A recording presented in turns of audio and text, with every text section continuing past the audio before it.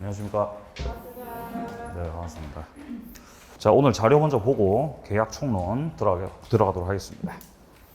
자, 먼저 오늘 받으신 자료 옳은 지문 133번서부터 보도록 하겠습니다.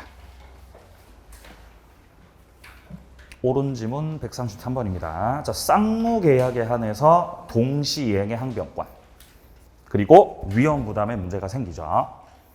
그러니까 항변권, 위험부담의 문제는 편무계약에서는 적용되지 않는다라는 겁니다. 쌍무에서 적용된다. 그리고 담보 책임에 문제가 생기려면은 유상계약이어야 하죠. 내가 돈 주고 샀을 때 하자 있으면은 책임을 묻는 거지. 반대로 무상이다. 그러면은 담보 책임 적용될 수 없습니다. 자, 134번입니다. 예약은 장차 본 계약을 체결할 것을 약정하는 거죠. 그러니까 결론적으로 예약도 계약이라는 거죠. 나중에 본 계약을 할 겁니다를 약속하는 거니까 채권 계약이다. 자, 135번 계약금 계약은 매매 계약의 부수에서 이루어지는 거죠. 종된 계약이고요. 그리고 계약금을 교부해야 성립하기 때문에 요물 계약에 해당합니다. 자, 내려갑니다. 136 청약이든 승낙이든 일단 상대방한테 도달이 됐을 때 효력이 생깁니다. 이게 원칙이죠. 도달주의. 자, 근데 예외적으로 발신주의를 취하는 경우가 있죠. 그거는 격지자일 때 그렇죠. 그리고 격지자일 때 승낙이 예외적 발신주의를 취하고 있습니다. 외우고 있죠. 격승발, 격승발 말하는 거죠. 자, 137번 청약적 의사표시나 관습에 의해서 승낙 통지가 필요하지 않을 때 이때는 승낙의 의사표시로 인정되는 그런 사실이 있었을 때 그때 계약이 성립하게 됩니다. 네, 이런 걸 가리켜서 의사실현이라고 그러죠. 의사실현. 포장지를 뜯어버렸다는 거는 내가 이 물건을 사겠다가 되는 거죠. 자, 138번입니다. 당사자 간에 동일한 내용의 청약이 상호 교차가 됐습니다. 이런 걸 교차 청약이라고 그러고 여기서 계약이 성립하는 시점은 양 청약이 다 도달했을 때 그때 계약이 성립하게 됩니다. 자, 139번 내려갑니다. 계약이 성립하지 않았던 경우다. 그러면은 계약 체결상 과실 책임은 문제가 될 수 없어요. 자, 일단 계약 체결상의 과실 책임이라고 하는 거는 이런 거죠. 당사자가 계약을 했고 자, 갑과 을 사이에서 계약을 했습니다. 자, 매매 계약이 성립되었습니다. 매매. 자, 그러면 매매 계약이니까 매도인 측과 매수인 측이 있겠죠. 자, 갑이 매도인이라고 했을 때 갑이 팔기로 한 게 공장이었고 자, 공장을 을은 5억에 매수하기로 했는데 그렇게 약속했는데 계약 체결 시점서부터 그 전서부터 공장은 이미 멸실이었다. 이러면 이거 불능이죠, 불능? 무슨 불능이에요? 원시적 불능이죠, 그렇죠? 원시적이면서도 전부 다 불능이죠. 자, 이렇게 원시적 전부 불능이 되었으니까 매매 계약은 효력이 없다. 이거 무효가 됩니다. 무효. 자, 그런데 이 상태에서 무효이지만 이미 갑 쪽에서는 원시적 불능을 이미 알았거나 알 수가 있었고 상대방 을 쪽에서는 이 불능을 전혀 몰랐고 잘못이 없다. 이렇게 세 가지의 요건을 갖추게 되면은 계약 체결상 과실 책임 문제가 생기는 거죠. 그럼 여기에 대해서 을은 갑을 상대로 배상 청구를 할 수 있다. 손해배상 청구. 이때 배상 청구를 할 때는 신뢰 손해에 대해서 배상 청구를 하게 되는데 이거는 이행 이익을 넘길 수는 없다. 이게 개체과죠. 자, 그렇다는 건 계약 체결상 과실 책임이 문제가 되는 건 계약이 무효라는 건 성립은 한 거다 안 한 거다. 매매 계약 성립한 거 안 한 거. 성립한 거죠. 성립이 돼야 유무효를 가려낼 수 있는 거죠. 그러니까 일단 개체과가 적용되려면은 성립을 전제로 한다 이 말이죠. 자, 139번에서는 계약이 아예 성립조차 되지 않았기 때문에 535조 개체관은 적용될 수가 없다라는 지문입니다. 자, 그런 맥락에서 140번에 보시면 교섭 중 부당 파기의 문제가 나옵니다. 자, 교섭 중 부당 파기라고 하는 거는 양 당사자가 계약을 성립시키기 위해서 서로 대화가 오가다가 일방 쪽에서 파기시켜버리는 거죠. 그러니까 요거는 아예 계약이 성립되지 않은 상황을 말하는 거예요. 자, 한 번 더. 교섭 중 부당 파기라고 하는 건 계약이 성립했다고 성립 안 했다고 성립 안 했다고 좀 써놓으세요. 자, 교섭 중. 자, 교섭 단계에서 부당하게 파기를 시켰다는 건 첫 번째, 파기됐기 때문에 계약은 성립했어요, 성립 안 했어요? 성립 안 했어요. 그러면 계약 자체가 성립되지 않은 상황이니까 여기서는 계약, 체결상의 과실 책임의 문제. 이거 적용돼요, 적용 안 돼요? 적용이 안 되는 거지. 개체과가 적용되지 않는 거지만 그렇지만 교섭 단계에서 충분히 계약이 체결될 것이라고 믿었기 때문에 손해가 생겼다. 해서 부당하게 파기시키는 거를 불법으로 정리합니다. 불법 행위를 구성하게 되고 따라서 불법 행위를 원인으로 하여 그 상대방에게 신뢰손해, 배상 책임을 묻게 되는 것이다. 이게 교섭 중 부당 파기입니다. 자, 요 정도 보시고요. 자, 그러면 이제 문제집으로 들어가 보도록 하겠습니다. 자, 문제집은요, 303페이지입니다. 문제집 303페이지. 자, 1번서부터 보겠습니다. 계약의 유형에 관한 설명으로 틀린 겁니다. 기억, 예약이 나오네요, 예약. 예약은 물권 계약입니까? 아니요, 채권 계약입니다. 예약은 이행하는 거다, 약속하는 거다. 약속하는 거고 채권 행위입니다. 채권 계약이다. 틀렸습니다.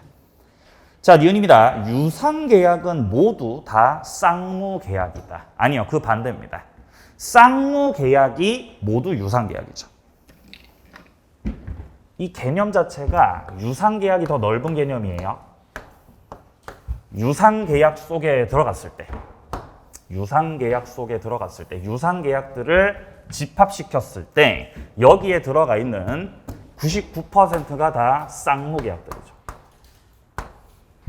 근데 유상 계약 속에서는 쌍무만 있는 게 아니죠. 여기는 편무도 있어, 편무. 유상 계약이면서도 편무인 거. 이 뭐가 있었죠? 예를 들면 현상 광고.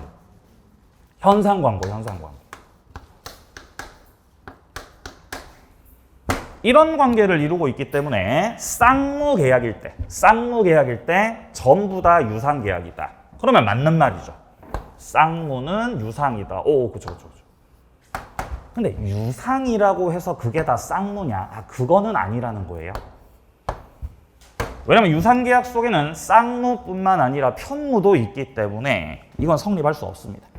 틀린 거죠, 니은도. 자, 디귿입니다. 매매 계약은 쌍무, 유상, 낙성 계약이다. 그렇죠? 자, 리을 교환 계약은 쌍무, 유상, 요물이라고 돼 있는데 쌍무, 유상은 맞는데 요물은 아니죠. 교환 계약도 결국 당사자가 합의해서 성립하는 것이기 때문에 낙성 계약이라고 해야 맞습니다. 미음 임대차 계약은 쌍무, 유상, 낙성, 불효시. 그렇죠? 자, 비읍 계약금 계약은 낙성이 아니죠. 뭐라 그래야 돼요? 요물이죠, 요물. 자, 그래서 틀린 것은 기역, 니은, 리을, 비읍. 정답은 4번이었습니다. 자, 이제 뒤로 넘어가 볼까요? 다음 계약 문제입니다. 4번 문제. 자, 계약에 관한 설명 중 옳은 겁니다. 자, 1번. 쌍무 계약은 모두 유상 계약이나. 맞습니까? 그쵸. 근데 그 반대. 유상이 쌍무 계약인 건 아니다. 그쵸? 자, 1번 바로 정답이었고요. 2번 증여 그리고 사용대차는 쌍무 계약이라고 돼 있는데 아니죠. 편무죠. 증여라고 하는 거는 대가 없이 일방이 주기만 하는 거죠. 그러니까 일방만 채무를 지고 있기 때문에 편무. 그리고 사용대차 같은 경우는 임대료 안 받고 빌려주는 거예요. 사용료를 받으면서 빌려주면 그걸 우리가 임대차라고 하는데 사용대차는 그냥 공짜로 빌려주는 거. 그러니까 일방망 역시 채무를 지고 있는 거죠. 둘 다 편무입니다. 편무. 자, 3번입니다. 교환계약에서 금전 보충 지급에 대해서 약정이 있습니다. 자, 여기서 말하는 금전의 보충 지급, 이런 걸 보충금이라 그러죠. 보충금은 어쨌든 돈이기 때문에 매매 파트에 규정되어 있는 내용들을 준용할 수 있다라고 해야 되죠. 자, 4번입니다. 유상과 무상을 구별하는 실익은 유상계약에 한해서 위험부담의 문제가 생기는 것이 아니라 담보 책임의 문제가 생기기 때문입니다. 위험부담 문제가 생기는 것은 쌍무계약이라고 해야 되는 거죠. 자, 5번입니다. 교환, 매매, 임대차. 이거는 목적물에 대해서 소유권 등의 처분 권한을 가지고 있어야 계약이 유효하게 성립한다. 교환이 됐든 매매가 됐든 임대차가 됐든 전부 다 채권 계약이죠. 이건 채권행위죠. 채권행위. 채권행위를 다른 말로 뭐라고도 해요? 맞습니다. 의무부담행위죠. 양 당사자에게 의무를 부담시키는 행위다. 이거는 이행하는 거예요? 약속하는 거예요? 약속하는 거죠. 약속하는 거. 약속을 하는 거기 때문에 처분 권한 있어야 돼요? 없어도 돼요? 처분 권한 없어도 되죠? 그렇기 때문에 이런 거 나오잖아요. 타인의 물건에 대해서 매매 계약을 체결했다. 타인의 물건에 대해서 교환 계약을 체결했다.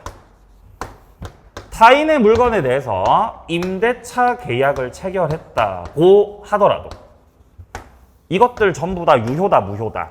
유효라고 해야죠. 약속하는 것이기 때문에 처분 권한은 필요하지 않습니다. 처분 권한 갖고 있어야 틀린 거죠. 정답은 1번이었습니다. 1번. 자, 다음 오른쪽 6번 문제. 자, 계약의 종류입니다. 얘가 잘못 짝지어진 거. 자, 1번에 도급 계약이 나오고 있는데 도급 계약은 도급인과 수급인 사이에서 일정한 일을 의뢰받아서 일을 완성시키고 그에 대해서 대가를 받는 거기 때문에 양 당사자가 둘 다 채무를 지고 있습니다. 쌍무계약 맞습니다. 자, 근데 2번은 임치계약인데 무상임치죠. 돈 주고 맡겨요? 공짜로 맡겨요? 공짜로 맡기는 거죠. 그럼 맡아서 관리하는 사람만 채무를 지고 있는 것이기 때문에 편무죠. 편무. 3번 임대차, 예, 유상이고요. 4번 사용대차 무상 맞습니까? 공짜로 빌려주는 거죠. 예, 자 5번입니다. 현상 광고는 낙성이 아니라 요물이라고 해야 됩니다. 요물. 5번 정답. 자, 이제 청약 승낙 문제입니다. 자, 뒷페이지요. 8번 문제. 자, 청약과 승낙에 관한 설명으로 틀린 겁니다. 자, 기억부터 청약을 불특정 다수한테 해도 됩니까?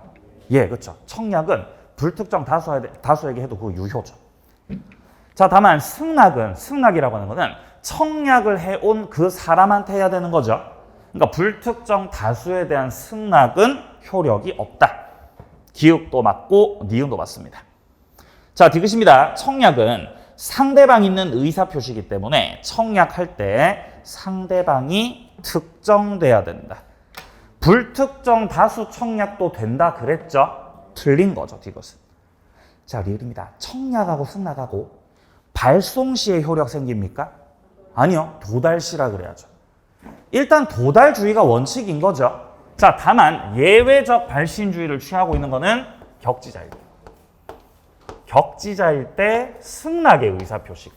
그게 이제 예외적 발신주의거든요. 격승발. 격승발의 경우를 제외하고서는 다 도달주의가 되겠습니다. 미음, 격지자 간의 계약은 승낙 나오네요. 그러면 발신한 때 성립한다라고 해야 되겠죠? 도달이 틀렸습니다. 자, 그래서 틀린 것은 디귿, 리을, 미음이 되겠죠? 정답은 3번이었습니다. 자, 다음 10번 문제. 계약의 청약과 승낙에 관한 설명으로 옳지 못한 건데요. 1번 격지자 간의 청약은 자유롭게 철회할 수 없다. 자, 일단 격지자 간의 청약이기 때문에 그 의사표시 효력은 언제 생기겠어요? 청약이 뭐가 됐을 때? 도달됐을 때. 갑 쪽에서 을한테 청약의 의사표시를 하였고 갑이 했던 청약의 의사표시가 을에게 도달이 되고 나면은 이제 청약의 효력이 생겼기 때문에 의사표시 도달 후에는 의사표시했던 사람이 미안 철회할게 철회. 이거 돼야 안 돼요? 안 되지. 도달 후에는 효과가 생겼기 때문에 철회 못합니다. 자, 그럼 반대로 아직 도달이 안 됐어. 아직 도달되기 전이에요. 그럼 아직 효과 생겼어요? 안 생겼어요? 아직 효과 안 생겼죠? 그럼 철회가 돼야 안 돼요? 되지.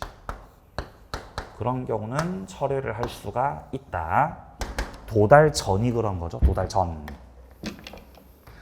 자, 1번은 도달이 됐냐 안 됐냐 그런 말이 일단 안 나오지 않습니까? 그러면 그냥 원칙적 맥락에서 의사표시는 내 마음대로 철회할 수 없다라고 해야죠. 맞는 말입니다. 자, 2번입니다. 승낙기간을 정하지 않았던 청약이에요. 청약을 할 때 기간을 정할 수도 있고 정하지 않을 수도 있는데 지금은 정하지 않았죠. 그러면 청약의 효력은 언제까지 있는 겁니까? 라고 묻는다면은 상당 기간이죠. 상당한 기간. 자, 비교해서 3번 같은 경우는 승낙 기간을 정해서 청약한 거죠. 그러면 언제까지 청약의 효력이 있습니까? 그 정한 기간까지죠. 그 기간 내로 승낙이 없었다면은 효력이 없어집니다. 자, 4번입니다. 승낙 기간을 정한 청약입니다. 근데 연착이 됐네요. 연착됐으니까 새로운 청약으로 볼 수 있는 거죠. 그렇죠. 이런 거하고 비슷한 게 승낙을 할 때 그냥 깔끔하게 승낙을 안 하고 변경을 가하거나 혹은 조건으로 이런 식으로 승낙을 하셨어요. 이러면 뭐가 되는 거예요? 새로운 청약이 돼요. 새로운 청약. 예? 새로운 청약으로.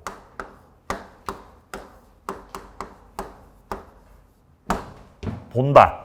새로운 청약으로 본다. 그래서 변경시키거나 조건부로 승낙했을 때는 계약 성립이 돼야 안 돼요? 안 되지. 청약이 되니까. 다시 승낙을 해야 되겠죠? 자, 그리고 지금 질문에서 나오는 연착된 승낙. 네? 연착된 승낙이요. 자, 연착된 승낙 같은 경우는 늦어버렸기 때문에 계약은 성립되지 않고 새로운 청약으로 볼 수 있다라고 하죠. 볼 수 있다. 우리가 기억해야 되는 건 새로운 청약이죠. 새로운 청약. 선생님, 지금 새로운 청약으로 보는 거하고 새로운 청약으로 볼 수 있는 거하고 다른 겁니까? 다르죠. 다르잖아요. 본다, 볼 수 있다, 다르죠. 근데 이런 건 안 물어보죠. 이걸 뭐 바꿔서 물어보거나 이러지 않을 거예요. 네? 그렇게 나온 적은 없습니다. 예. 새로운 청약. 자, 5번입니다. 격지자 간의 계약은 승낙 통지가 도달한 때. 아니죠. 발송한 때죠. 그죠? 5번 정답입니다. 자, 다음 문제 계속 보죠. 자, 12번 문제. D페이지입니다. 계약이 성립하는 경우를 모두 고르면. 자, 기억입니다. 갑이 자신이 소장하던 그림을 갖고 싶어 하던 을한테 매도 의사로 청약했어요. 살래? 이렇게 청약을 한 거지. 근데 누가 승낙했어요? 병이 승낙한 거지. 계약이 성립되려면 을이 승낙을 해야 되는 거죠. 근데 병이 승낙한 거니까 이거는 주관적 합치가 안 된 거죠. 당사자 합치가 되지 않았기 때문에 계약은 성립하지 않습니다. 자, 니은입니다. 갑의 을에 대한 노트북 매수 청약. 을의 갑에 대한 매도 청약이 내용이 일치되고 있습니다. 자, 이런 걸 뭐라 그러죠? 교차 청약이요. 둘 다 청약을 날린 거죠. 그리고 교차 청약에서 계약이 성립하는 시점은 양청약이 도달했을 때 모두 상대방에게 도달되었습니다. 자, 니은은 계약 성립이죠. 이것입니다. 갑이 자기 소유 주택을 을에게 매도 의사로 청약했는데 을이 승낙하고 나서 사망했습니다. 자, 을이 사망했지만 사망하기 전에 승낙의 의사표시 날린 거죠. 의사표시 발송하고 나서 사망하거나 제한 능력자가 된다고 하더라도 효력에 영향 없는 거죠. 유효지, 유효. 그 의사표시가 갑한테 도달이 됐다 이 말이에요. 그럼 계약 성립합니까? 성립하죠. 그죠? 그럼 집을 누가 사요? 집을 누가 사야 되죠? 네? 을 돌아가셨잖아요. 집은 누가 사죠? 상속인. 상속인이 사는 거죠? 상속인. 어? 갑이 매도 의사로 을한테 청약했고, 자, 청약했고, 집을 팔겠습니다. 어? 그럼 제 집을 3억에 팔겠습니다. 청약. 여기에 대해서 을도 승낙을 했어요. 3억에 살게요. 3억에 매수하겠습니다. 승낙을 했죠. 근데 승낙을 하고 나서 돌아가신 거죠. 을이 사망했어요. 근데 돌아가시기 전에 의사표시가 날라갔고 그 승낙 의사표시가 갑한테 도달이 된 이상은 계약은 성립이 된 거라고 안 된 거라고? 성립이 된 거라고요. 그럼 을이 돌아가셨으니까 을한테 상속인 있겠죠, 상속인? 을의 상속. 상속인은요, 당사자 지위를 가집니다. 당사자 지위를 갖는 자이기 때문에 결국 계약은 갑하고 병 사이에서 이제 이루어지는 거죠. 리을입니다. 갑이 을에게 10만 원의 시계를 매수하라고 청약을 했는데 청약을 수령한 을이 10,000원만 깎아주면 살게. 이거 승낙한 거예요, 안 한 거예요? 승낙 조건부로 한 거죠. 예? 어떻게 승낙한 거라고요? 조건부로. 뭐 해주면? 깎아주면 살게. 조건부죠? 조건부 승낙이죠. 그럼 여기서 10,000원을 깎아주면 매수하겠다는 새로운 청약입니다. 그죠? 그럼 청약까지만 된 거니까 계약이 성립했어야 안 했어야? 안 한 거지. 갑이 다시 승낙을 해야 됩니다. 자, 미음 내려가죠. 갑이 매매대금 확정 없이 을에게 집을 팔겠다고 했고 을이 1억에 사겠다고 의사표시를 했습니다. 갑이 을한테 집을 팔겠다고 표시한 거 있죠? 이거는 대금 확정 없이 한 거잖아요. 이거 청약이라고 볼 수 없죠. 이런 걸 뭐라 그래요? 유인. 이거 유인이죠, 유인. 갑은 을한테 유인을 했고 을이 1억에 사겠다고 한 거. 을이 1억에 사겠다고 의사표, 요게 지금 청약이죠, 청약. 그러니까 아직 계약은 성립하지 않은 상황입니다. 자, 그래서 성립한 거는 니은하고 디귿이죠. 정답은 3번. 자, 다음 13번 문제 갑니다. 자, 2020년 3월 2일 갑은 을에게 X토지를 1억에 매도하겠다는 뜻과 승낙기간을 3월 10일로 서면 발송했습니다. 3월 4일자로 을에게 도달되었습니다. 자, 그럼 여기서 일단 청약을 한 사람이 갑이죠. 물건을 팔겠다고, 1억에 팔겠다고. 그리고 며칠까지 답을 하시라고? 3월 10일까지. 이 3월 10일이 승낙 기간입니다. 그러면 갑하고 을 사이에서 계약이 성립되기 위해서는 을 쪽에서 승낙을 해야 되겠죠? 이때 3월 10일까지 승낙을 발송해야 돼요? 승낙이 도달이 돼야 돼요? 도달돼야 돼요. 승낙이 갑한테 도달돼야 계약 성립하죠? 며칠까지 도달돼야 돼요? 3월 10일까지. 3월 10일 안짝으로 승낙이 도달하고 나면은 그때 그 계약의 효력이 생기는 시점은 또 승낙을 발송한 때가 되겠죠. 제 말 이해되세요? 이해를 하셔야 돼요, 이해를. 이해죠, 이해. 민법은 이해죠, 이해. 그죠? 예. 자, 지금 갑이 을한테 청약을 한 거예요, 청약을. 매도 청약. 자, 매도 청약했고 갑이 을한테 얘기하기로 자, 계약을 성립시키려면은 3월 며칠까지? 3월 10일까지. 이 3월 10일이 승낙 기간이죠. 승낙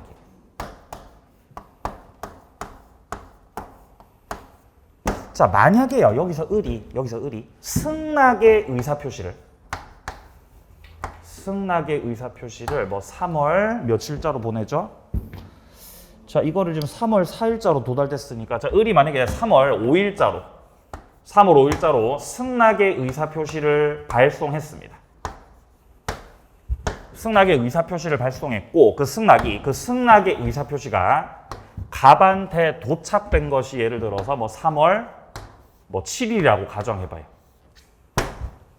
그러면 10일 안짝으로 승낙이 도착이 됐죠? 그럼 계약이 성립한다 이 말입니다. 근데 성립의 효력이 생기는 거는 3월 7일자로 계약이 성립하는 것이 아니라 승낙 발송한 요 날이죠. 요때 계약이 성립한다는 거죠.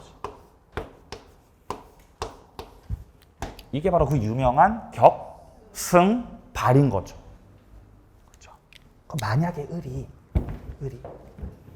3월 9일에 발송했어요. 승낙의 의사표시를 3월 9일에 발송했는데 그것이 갑한테 도착된 것이 3월 11일이다.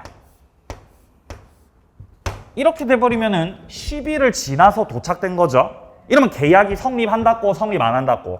이러면 성립 안 하는 거예요. 아니 그래도 10일 전에 발송했으니까 성립하는 거 아닙니까? 아니 그거 아니라고요. 성립이 되려면 일단 10일 안짝으로 도달이 되고 그 도달을 전제로 깔고 있는 상태에서 승낙이 발송된 때 효력이 생기는 거죠. 자 보겠습니다. 1번 갑은 3월 10일 오전 0시 청약을 원칙적으로 철회할 수 없다. 3월 10일이든 그 전이든 그 후든 기본적으로 청약이 을한테 도착이 됐기 때문에 철회를 해요? 철회를 못해요? 철회를 못하는 거예요. 철회를 못해. 철회를 할 수 있는 게 아니라 3월 10일 이후가 되면은 청약의 효력이 없어지는 거죠. 철회를 하는 게 아니고. 1번이 바로 맞는 말이었어요. 철회할 수 없다. 1번 정답. 자, 2번입니다. 을이 3월 7일자로 발송했던 승낙통지입니다. 3월 9일자로 갑한테 도달됐죠? 이러면 계약 성립돼야 안 돼요? 계약 성립됩니까? 되죠. 며칠자로? 7일자로 계약 성립하는 거죠. 이러면. 자, 어쨌든 2번은 틀렸고요. 3번입니다. 을이 3월 12일에 계약의 내용을 변경을 가해서 승낙했습니다. 승낙에다가 변경도 가했고 3월 12일자로 승낙한 거니까 이거는 연착된 거라고 봐야 되겠죠.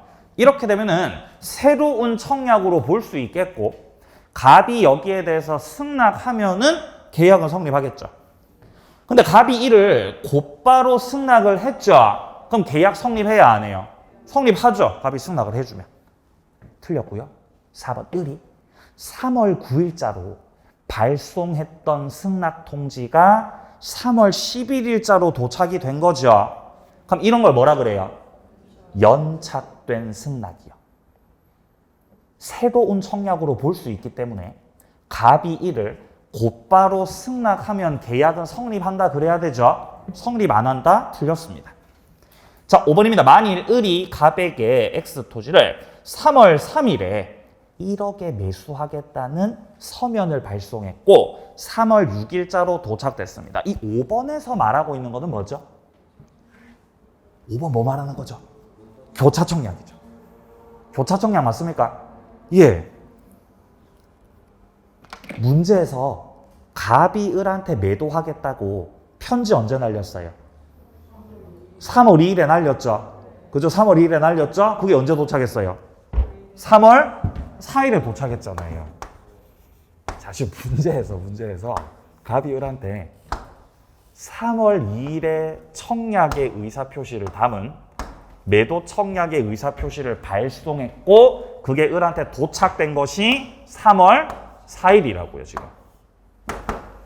근데 지금 5번 선다에서 말하고 있는 거는 을이 갑한테 이거를 1억에 매수하겠다고 언제 편지 날렸다고? 3월 3일에 보냈다고. 3월 3일. 그럼 우리 3월 3일에 매수의 의사를 담은 청약서를 갑한테 발송할 당시 을은 갑의 매도 청약의 의사표시 아직 받았어요? 받기 전이에요? 받기 전이잖아. 갑의 청약이 도착되기 전에 지가 먼저 또 청약한 거죠. 이렇게 된 거죠. 그러니까 갑도 을한테 청약했고 을도 갑한테 청약을 한 거죠.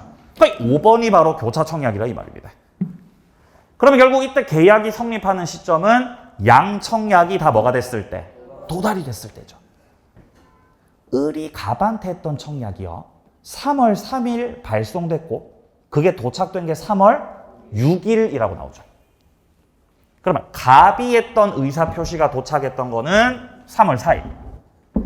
을이 했던 청약의 의사표시가 도착됐던 거는 3월 6일이니까 결론적으로 양 청약이 도달한 때는 언제다?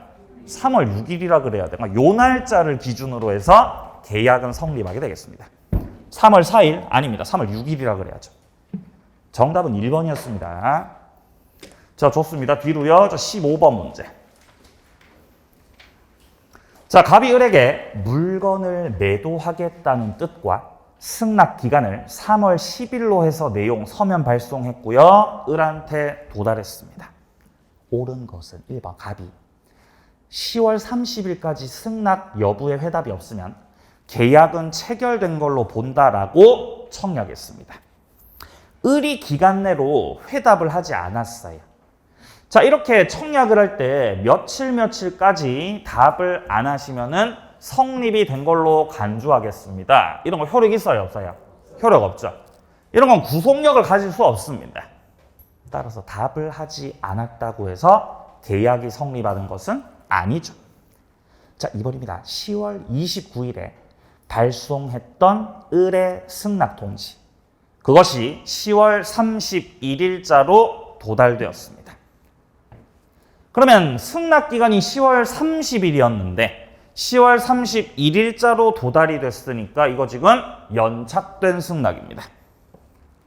근데 갑이 다시 승낙을 하면 계약이 성립한다 그래야 되죠?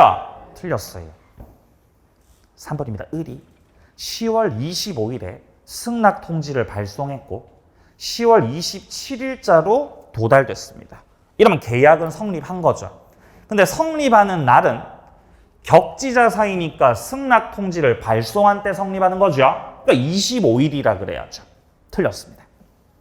자, 4번입니다. 을이 10월 20일에 승낙을 발송했고 10월 31일자로 도달됐습니다. 이런 걸 뭐라 그러죠? 이런 걸 사고연착이라 그래요. 충분히 여유롭게 20일자로 편지 날렸는데 늦게 도착한 거죠? 사고연착. 자, 그러면 사고연착에서는 사고로 연착된 거니까 이 경우는 최초 청약을 했던 갑에게 의무가 생기죠. 무슨 의무가 생겨요? 통지 의무. 연착됐다고 통지해줘야 돼. 통지. 갑에게 연착 통지에 의무가 생기는 것이다. 자, 여기에 대해서 갑이 연착의 통지를 하지 않으면, 연착 통지 안 하면 이러면 이거는 연착된 걸로, 연착 안 된 걸로, 연착 안 된 걸로. 그렇죠? 연착 안 된 걸로 간주해버리죠. 그럼 계약은 뭐가 돼버리죠? 성립해버리죠. 반대로 갑 쪽에서 야, 미안해, 늦었어, 연착된 거야, 통지를 해주면 연착이 된 것으로 간주가 되기 때문에 결론적으로 계약은 성립하지 않는다. 이렇게 정리가 됩니다. 자, 그럼 최초 청약자 갑이 연착 통지를 하셔야 되는데 지금 연착 통지를 했습니다? 안 했습니다? 안 하셨네요. 이를 을에게 알리지 않았네요. 그럼 연착되지 않은 걸로 간주된다. 그럼 계약은 뭐가 된다? 성립되는 거다. 며칠자로 성립되는 거다? 20일이죠. 격승발이기 때문에 20일자로 계약 성립됩니다. 4번 정답. 자, 5번입니다. 갑이 청약을 발송한 후 사망했습니다. 그리고 을이 갑에 단독 상속인 병에게 승낙 통지를 발송해가지고 10월 30일자로 도달됐습니다. 그러면 승낙의 의사표시가 10월 30일자로 도달됐으니까 알맞게 도착이 된 거죠. 그리고 갑이 사망했으니까 갑의 상속인 병이 당사자 지위를 가지게 되겠죠. 그럼 이제 을하고 병 사이에서 계약이 성립한다 그래야죠. 정답은 4번이었습니다. 18번 문제. 옳지 못한 것. 자, 기억이요. 매매 계약 체결 당시에 목적물과 대금이 구체적으로 확정되지 않았어요. 근데 방법과 기준이 정해져 있습니다. 그러면 성립 당시 꼭 확정이 돼야 됩니까? 아니요. 나중에라도 확정을 할 수 있는 방법과 기준이 있으면 되는 거죠. 맞는 말이죠. 계약은 성립할 수 있다. 자, 니은입니다. 격지자 간의 계약은 승낙 통지가 도달한 때가 아니라 발송한 때. 틀렸고. 자, 디귿입니다. 교섭 단계에서의 부당한 중도 파기입니다. 교섭 중 부당 파기가 나왔을 때는 계약은 성립했다고요? 성립 안 했다고요? 성립 안 했다고. 개체가 적용 안 되죠? 근데 교섭 중 부당하게 파기한 건 불법을 구성하고, 따라서 부당하게 파기시킨 그자에게 불법을 원인으로 실뢰 손해배상 청구해야 된다. 실뢰 손해 한정에서 손해배상 청구할 수 있다는 것이 판례다. 맞는 말이죠. 리을 교차 청약의 경우에는 나중 청약이 발송된 때 계약이 성립한다가 아니라 나중 청약이 뭐 했을 때? 도달했을 때죠. 그래야 양청약이 도달하는 거죠. 자, 미음입니다. 청약자 의사표시나 관습에 의해서 승낙 통지가 필요하지 않다면 그 계약은 승낙의 의사표시로 인정되는 그런 사실이 있을 때. 이런 거 뭐라 그런다 그랬죠? 의사실현입니다. 의사실현. 옳지 못한 거는 니은과 리을이에요. 정답 5번. 넘기세요. 20번 문제. 계약 성립 관련된 내용입니다. 틀린 것은 1번 청약은 불특정 다수를 상대로 할 수 있다. 그쵸? 그리고 2번은 특별한 사정 없는 한 철회를 못한다는 거죠. 예, 철회 못하죠. 자, 3번입니다. 격지자 간의 계약은 다른 의사표시가 없으면 승낙 통지를 발송한 때 성립한다. 맞나요? 격, 승, 발. 자, 4번입니다. 청약자가 청약의 의사표시를 발송한 후 제한 능력자가 되든 사망을 하든 효력에 영향 없다. 자, 5번 같은 경우는 청약을 하면서 일정 기간 내로 이의를 제기하지 않으면 승낙을 한 걸로 간주하겠습니다. 이런 거 효력 없다 그랬죠. 계약은 성립한다? 아니요. 성립 안 하는데요. 5번 정답. 자, 개체가 보겠습니다. 자, 뒷페이지 22번 문제예요. 22번 계약 체결상 과실 책임 문제입니다. 자, 1번은 계약이 의사의 불합치로 성립되지 않았을 때 상대방이 계약이 성립되지 아니할 수 있다는 것을 알았거나 알 수 있었음을 이유로 535조 유추 적용해서 계약 체결상의 과실, 손해배상 청구를 할 수는 없다. 맞나요? 그렇죠. 첫째 줄에서 계약은 성립했어요? 성립 안 했어요? 성립 안 했죠. 계약이 성립하지 않았기 때문에 535조 개체과가 적용될 수 있다 없다? 없다는 거죠. 그 말하고 있는 겁니다. 1번 정답이네요. 자, 이번입니다. 계약 체결상의 과실을 이유로 하는 그 손해배상의 책임은 계약이 유효함으로 인해서 생길 그 이익의 배상이 원칙이다.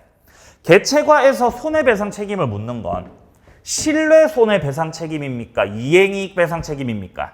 실뢰 손해죠. 이행이익의 한도에서 실뢰 손해에 대해서 배상 책임을 청구하는 거죠. 근데 지금 2번 지문에서 하는 말은 이행이익의 배상이 원칙이다라고 하는 말이에요. 틀린 말이죠. 지금 이 지문에서 유효함으로 인해서 생길 이익, 이게 바로 이행이익이에요. 이행이익 배상이 원칙이다. 땡, 틀리고. 자, 3번입니다. 계약 체결상의 과실 책임은 원시적 불능을 알지 못한 데 대해서 상대방의 선의를 요하나 무과실까지는 요하지 않는다. 맞나요? 무과실까지 요하죠. 여기서 말하는 상대방이 을이에요. 을. 공장을 매수하겠다던 그 을이요. 개체과가 적용되려면은 을이 선이어야 되고 뿐만 아니라 무과실까지 필요한 거죠. 성립 요건 세 가지입니다. 세 가지. 자, 첫 번째 성립 요건은 원시적이고 그리고 전부가 다불능. 두 번째, 원시적 전부 불능에 대하여 일방은 알았거나 알 수 있었을 것. 상대방은 원시적 전부 불능을 몰랐고 잘못이 없을 것. 이 세 가지가 개체과 성립 요건인데 지금 여기서는 상대방 을이 선이어야 되는데 무과실은 필요가 없다고 말하고 있죠? 맞았어요? 틀렸어요? 틀린 거지. 자, 4번입니다. 부동산 매매에서 실제 면적이 계약 면적에 미달하고 있습니다. 이런 걸 뭐라 그러죠? 수량 부족이라 그래요. 수량 부족. 수량 부족은 담보 책임으로 해결하는 거죠. 수량 부족은 원시적 불능이 맞습니다. 자, 한 번 더. 수량 부족은 원시적 불능이 맞습니다. 근데 원시적 일부가 불능인 상태이기 때문에 개체가 적용돼야 안 돼요? 적용 안 되지. 틀린 거지, 4번은. 5번은 교섭중 부당 파기죠. 교섭중 부당 파기에서 개체가 적용될 수 있습니까? 안 되죠. 왜 안 되죠? 성립이 안 된 거라서. 개체과는 계약이 성립한 경우에 적용되는 법입니다. 한 번 더. 개체과는 계약이 그래도 성립은 됐을 때 적용되는 거죠.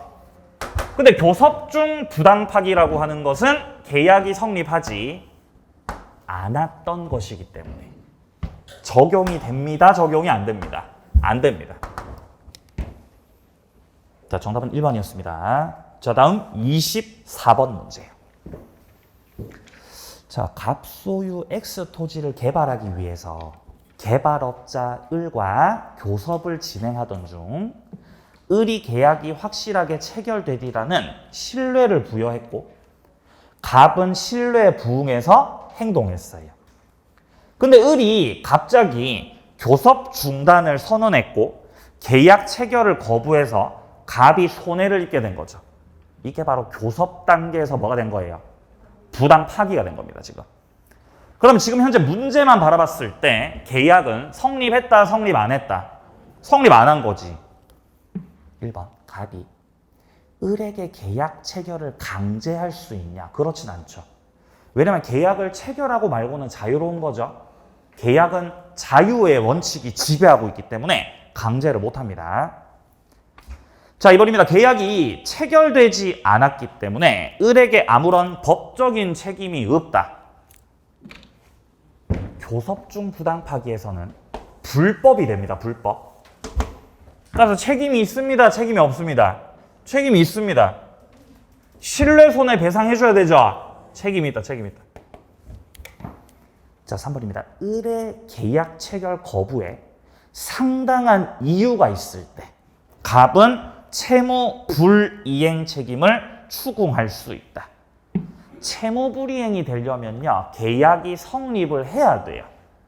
계약이 성립됐을 때 채무자가 자신의 귀책 사유로 이행이 불가능하게 됐을 때 혹은 이행을 지체하고 있을 때 생기는 문제가 채무 불이행 문제예요. 근데 지금 교섭중 부당 파기는 계약이 성립되지 않은 상황이죠. 그럼 채무 불이행 될 수 없습니다. 4번입니다. 계약 체결이 좌절되더라도 어쩔 수 없다고 생각하면서 지출했던 비용들 있죠. 이런 게 예를 들면 견적서, 제안서 이런 것들이죠. 그런 것들까지 배상 책임을 묻지는 못한다. 틀렸습니다. 4번 지금.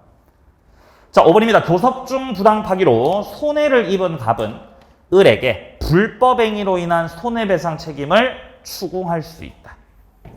맞나요? 교섭 중 부당 파기 불법 맞습니까?